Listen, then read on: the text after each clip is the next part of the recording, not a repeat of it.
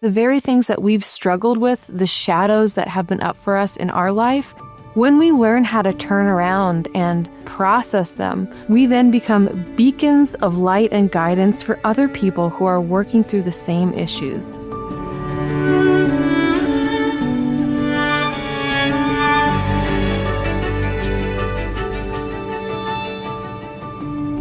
Hello and welcome back to Remember Why You're Here, a podcast for seekers and sensitives where you can relax, receive, reconnect to yourself, and remember the most important thing of all, why you're here. In this episode today, I wanted to return to something I created a few years ago called Finding Sunshine When Things Are Dark. And I made this around this time of the year, a time when the light is steadily returning, and yet we're often still in the thick of it. I was just reading recently how even though we are very literally gaining light right now, where I live, we have almost a whole extra hour of light happening right now. This is still a month where our nervous systems are catching up with the depths of the darkness that we've been living through. I know for me, January and the first half of February were really challenging. Me and my family got sick multiple times. We got snowed in, iced in, sleeted in up on our mountain. I think my daughter had about 9 days of school in 7 total weeks. It was pretty nuts. And then you add to that just the reality of everything that is coming to light in our world right now, everything that we're seeing, everything that we're metabolizing, everything that's falling apart, everything that we are transforming. And it just feels like such a big moment in time. And I returned to this teaching of mine, Finding Sunshine When Things Are Dark, when I'm in one of those moments where it just feels like the darkness is lingering, when things feel like they're not making sense. And it's really often in these moments that we need to remember some of these core truths of what darkness actually is and of the powerful transformation that can arise out of these moments when we can feel like we're a bit lost. So with that, let's get into this teaching of mine from a few years ago. And at the end, I'm going to share a flower essence that I've been working with in this season, and one that I think is just beneficial across the board for all of us right now. But first, let's drop into the recording. We all go through times in life where things feel a little bit dark or dim. Winter in particular can be a hard time when the world around us is literally darker with much less hours of sunlight. It can be easy to feel ourselves slip into that shadowy place. But the truth is, right now, past the winter solstice, we're actually gaining light. It might not always feel that way, but even in the darkness, there is a light that's seeping through that we can find. In our culture, we have a negative feeling about darkness. We light our homes to the extent that darkness seems like an ancient memory. And yet, darkness goes hand in hand with the depths.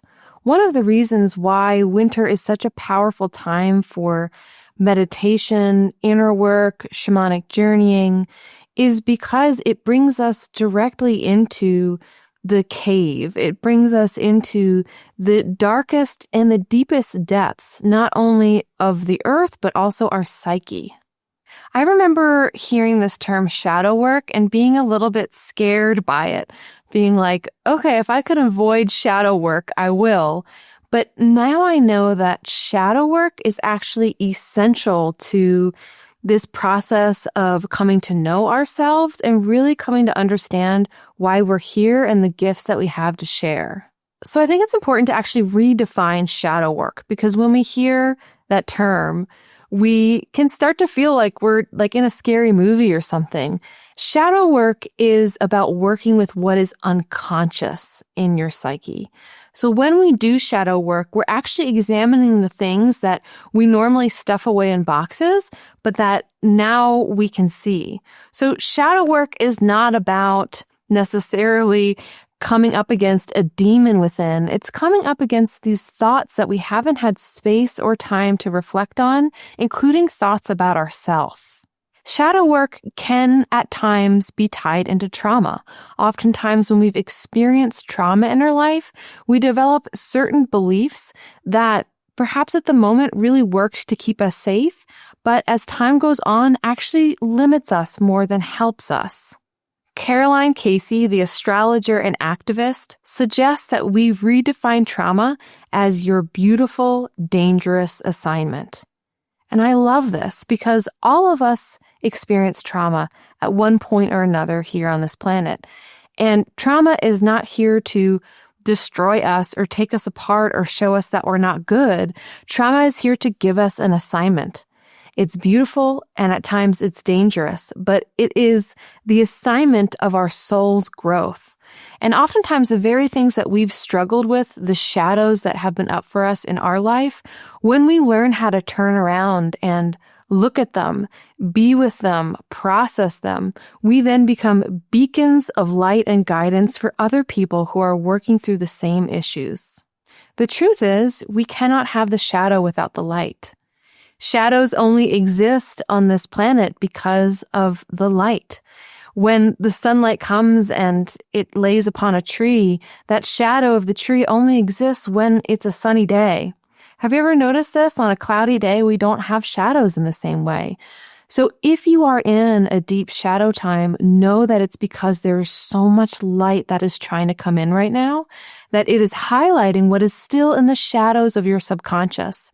Because this is your beautiful, dangerous assignment, to work with what is in that shadowy realm of your unconscious, just the places that you haven't had time, space, or enough safety to actually look at, but that you do now. And so that just in looking at them and in processing what's there, we actually step into our power of who we are and the gifts that we have to share with this world. Now, all this said, it can feel really challenging to be in the midst of a shadowy or dark time. Challenging being a little bit of an understatement. But there are things you can do when you feel like you're in the midst of the darkness. Part of my training and working with people as a guide, both in meditation and hypnotherapy, has been to help people deal with the void. So sometimes when you are guiding folks in journeys of consciousness, they will end up in what is called the void. It's a place where there's nothing, literally no thingness. It is dark. Oftentimes nothing is going on. When I'm leading people in a hypnosis session or I'm leading people in a shamanic journey, it can often feel frustrating to folks to find themselves in the void and be like, I'm not having this amazing experience. I'm only in the void. But there is a power here. In many different cultures, the void is actually the beginning of creation. That fertile darkness, like the soil, like the cosmos before the light comes in, is actually the place where life first originates. So you, in the place that you're at and feeling this darkness, it's not a lack place. It's actually the start of something new. It's not an emptiness. It's a fullness waiting to be born. So I tell this to folks when I'm guiding them in whatever capacity, that the void actually does have something to teach them. So when I'm working with people in a meditative state, I tell them to ask the void questions. Become an active participant in the void. Bring your agency, your willpower, your light, your interest to this place by continually being curious about what might be here in the void. Right now, it might look like just an expanse of darkness with nothing going on, but if we are willing to simply be with it instead of running away from it, we can see what's here. And just like in meditation, when we have that blank canvas and we feel like we're not going to get to the good stuff because we're stuck here, the more we try and resist being stuck in that void, the more we're just going to get further mired there. When you just embrace that you're in a void time or you're in a void visual, then we can actually start to work with what might be there for us. And I promise you, there are going to be tiny seams of light here. There are going to be variances and textures for you to work with that you won't be able to see if you're trying to pull out or run away. Another thing that Caroline Casey says that I love is if you're drowning, point your toes and dive. And this is just another way of saying if you're in that void space, really be there. Really try to go into those depths that are there. So when I'm guiding folks, I often tell them, is it possible that you're seeing any kind of shade of color or light here? Is it possible that there might be a guide that you can call in that can help you navigate in this darkness? Because the truth is that you don't have to do it alone. And in general, if you are moving through a dark time, it is essential that you reach out, whether you're reaching out to a therapist, a friend, a counselor, or reaching out to your guides. Calling in for help isn't a sign of weakness. It's actually a sign of strength. We aren't meant to navigate the darkness all alone. We're meant to actually have it be a time where we call in our support system so that we can do this work of going into the unconscious, of going into the shadow, of going into the places that the light is highlighting for us right now. And lastly, one of the biggest sources of continual sunlight in my life are flower essences. So flower essences are the energetic imprint of a flower in full bloom, captured in pure water and diluted down so that it can work with us on a subtle, energetic, and emotional level. There is right now, I guarantee it, a flower that wants to work with you to help bring that sense of sunshine, possibility, and blooming back into your life as you work with this shadowy time. So the best way to find this flower essence is to let it pick you. One of my favorite practices is to go to a grocery store or a place where they're selling flower essences and just see which one I'm drawn to. Get out of my head and out of what I think I know about that flower essence or what I think its medicine might be, and literally just see how my body reacts to these different bottles. Oftentimes, I'll literally just let myself walk up and pick a bottle, and I keep track of my emotional landscape when I do this. For me, because I'm clairsentient, I often feel things. When I pick up that bottle, I might have an emotion come up, and oftentimes that emotion might be something that brings up a lot of feeling with it. Like it might not just be positive. It might be this emotion of feeling sadness come up, or feeling relief come up, but the relief of having tears appear.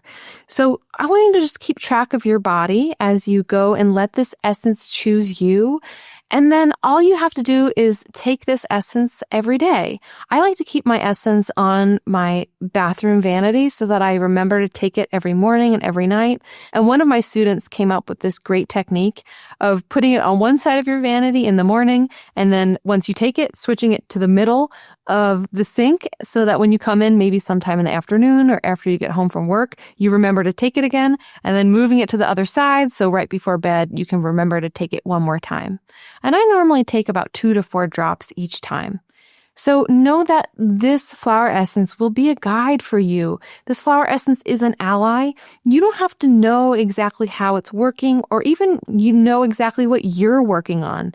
Your role right now is just to be with what is present for you, to be with yourself, with your body as you move through this process, and to trust that the deeper the shadows go, this is an indication of just how bright that light is on the other side. So if your heart is feeling like it could use a little bit more support during this time, I have an online course called Herbs for the Heart Gate. In the course, we explore the concept of the heart as a literal gatekeeper to other realms of seeing and being. And there's also herbs that we go over specifically in this course that help to heal and support and nourish your heart. Please know that no matter what moment you're moving through, there is so much support, love, and light here for you. The earth is holding you, and no matter what darkness you're moving through, you are not alone. So people often ask me for flower essence recommendations, and it really depends on where you're at, what resonates for you. All the tips that I gave in that teaching just now are really helpful for you to figure out what actually resonates with you. But if I had to choose one, and this is the one I have been taking this winter, if I had to choose one, here's what I'd choose. I would recommend Star of Bethlehem, if I could only choose one. And this is because Star of Bethlehem flower essence is for shock and reorientation after trauma. Sometimes when we've had an impact that is big enough in our lives, in our bodies, in our psyches, we have this experience where part of us disconnects, part of us leaves, and it can be really hard to have the kind of intuitive clarity that we need in order to notice inside of our body, this is the essence that is resonating for me. This is what I need to do next. And so if you feel this sense of confusion or lostness or just overwhelm, where it just seems like you can't make a decision, you can't make a choice, Star of Bethlehem is the place to go, because what this beautiful early spring flower does is it helps bring us back into our bodies after a shock. It helps us come back into ourselves. It helps us come back into our sensations. It helps create a sense of safety for us to feel like we can be present once more. And what I often find is that if we can simply get back in, like get into a settled place inside of ourselves again, then we can access once more the intuition, the insights, the decision-making skills that we need to take those next steps. So I've had Star of Bethlehem flower essence on repeat for myself and those I love this past month. And it's one of those essences that is readily available if that's something that you're interested in. So I am thinking of you as we step into this time.